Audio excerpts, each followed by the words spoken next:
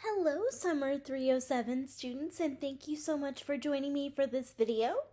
In this video, I will be going over the example problem in my Factorial ANOVA lecture.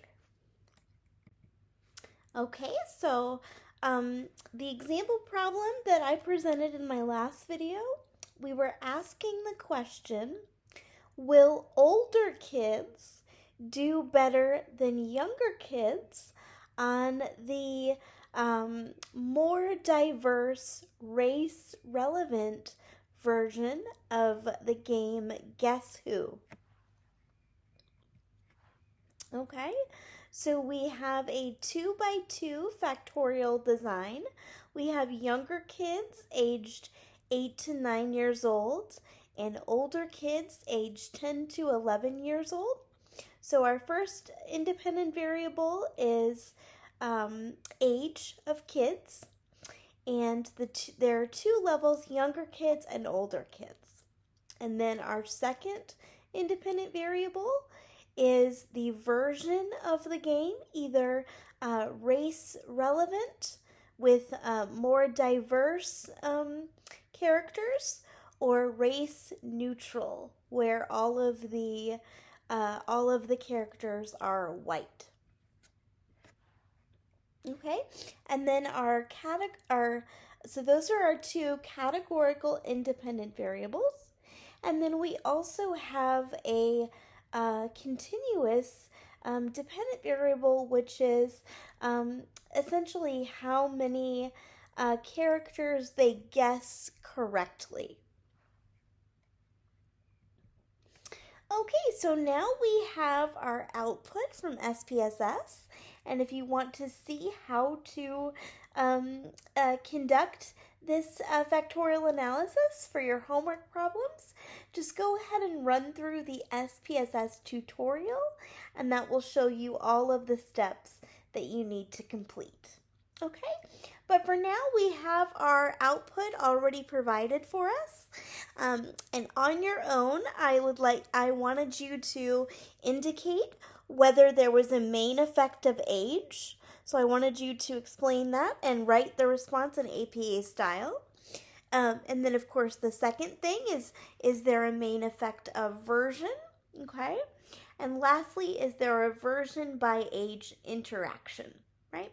Because those are the three things that we can find out or report with a factorial ANOVA, is the main effect of IV1 on the DV, the main effect of IV2 on the DV, and whether or not the effects of IV1 depend on the level of IV2 or vice versa. Okay? All right, so first let's look to see if there's a main effect of age, okay? And the way that we would do this is we would look at the total row for young kids and the total row for older kids, okay, in your descriptives table. And let's just take a look at the means really quick. So the mean performance for young kids is 6.9, whereas the mean performance across, and for both of these things, guys, we're looking at total because we're looking at the effect of age across the two levels of version, right? So we're ignoring version and just looking at the effect of age. That's why we're in the total row, right? So ignoring version, we see that performance for young kids was about 6.9, okay? And performance for older kids was 6.6, okay? So that's not a huge difference. So it's probably not likely to be significant. But to confirm this information, we need to go to our tests of between subjects effects and look at the age variable, okay? And the most useful information for us is obviously going to be that last column where it says sig, because that stands for significance or p-value, okay? And we see that that significance or p-value is 0.479, right? And of course, our golden rule is that a difference is only significant if our p-value is less than 0.05, and 0.479 is a lot bigger than 0.05. So we have to retain the null hypothesis and assume that there is not an effect of age. Okay? So again, when we report this in APA style, we're just going to state the direction of the means, and we're also going to include the mean and standard deviation, right? So overall, kids aged 8 to 9 years old, their mean was 6.90 and their standard deviation was 1.44. We're just getting that directly from the descriptive stats table. And kids aged 10 to 11 years old with a mean of 6.60 and a standard deviation of 1.81 played Guess Who equally well, right? But before we're done, we of course need to report our F value, our degrees of freedom, and our P value. So we find our F value in that test of between subjects, it's 0.513. Okay, and our p-value is 0.479, and we get our degrees of freedom from the age variable, right? And then we also take the degrees of freedom for the error term. Okay. All right, next we need to figure out if there is a main effect of version. Okay, so remember when we talk about an a main effect of version, we are collapsing across both levels of age. Okay, so we're ignoring age completely and looking at the difference between the race relevant performance in the race relevant versus performance in the race neutral. Okay, so again, we're going to look for total. Okay, so we're looking at overall performance in the race relevant condition versus the race neutral. Okay, and again, just eyeballing the means really quick, we see that overall performance for the race relevant version was 7.5, and overall performance for the race neutral version was 6.0. Okay, so overall it seems that kids who played the race relevant version performed better than our kids played the race relevant version better than the race neutral version. Okay, and again, we're reporting our means there, but of course we have to check the F and the significance value to see if they're significant. So we're going to go to version in our between subjects table, and we see that our significance or our p-value is 0.001. So that is indeed a lot smaller than 0.05. So we can reject the null hypothesis and assume that there was a significant main effect of version. Okay. And lastly, the final piece of information we need to see is if there is an age by version interaction.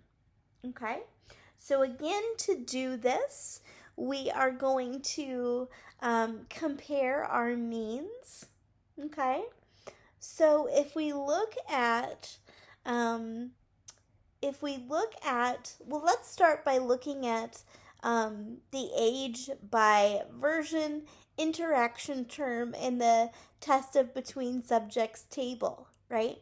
There we see that our significance is 0.004, so that's smaller than 0.05, so we assume that there's been a significant interaction. Okay? So let's look at, remember when we spot an interaction, we need to look at the simple main effects. Okay? What that means is we're going to look at the differences of between one level of the IV and the other level of the IV while focusing on a single level of the second IV. And I realized that was really confusing.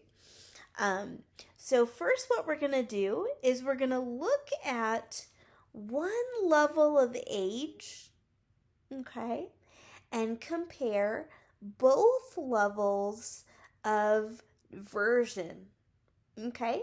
So what we see is that for kids aged 8 to 9 years old, right, their performance in the race-relevant version was 7, and their performance in the race-neutral version was 6.8. Okay, so for the 8 to 9-year-olds, they didn't perform much differently, okay, across the race-relevant version and the race-neutral version. Their performance was equivalent, okay? In contrast, if we look at the 10 to 11-year-olds, right, their performance in the race-relevant version was 8, compared to the race neutral version was 5.2. Okay? So based on that, we can conclude that kids aged 8 to 9 played the race relevant and the race neutral version equally well. Okay? And then we look at both of those means, right?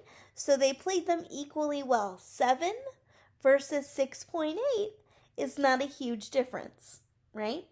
However, kids aged 10 to 11 played the race-relevant version significantly better, right? And again, we'll compare those two numbers. 8 in the race-relevant version compared to just 5.2 in the race-neutral version, okay? And the very last thing we need to report is our F value. Notice the italices and also the degrees of freedom. We have the interaction term degrees of freedom, which is 1. And then we have the error degrees of freedom, which is 36. Okay? And then we report our F value for the interaction term, which is 9.62. Okay? And then lastly, we have our significance or p-value for the interaction term, which is 0.004. Okay? So if you're still struggling to identify interactions, don't worry. I have other videos where we're going to talk about interactions and what they mean. So you'll definitely have more practice outside of just this video. Okay? But as always, if you have any questions, feel free to text or email, and I look forward to seeing you in my next video.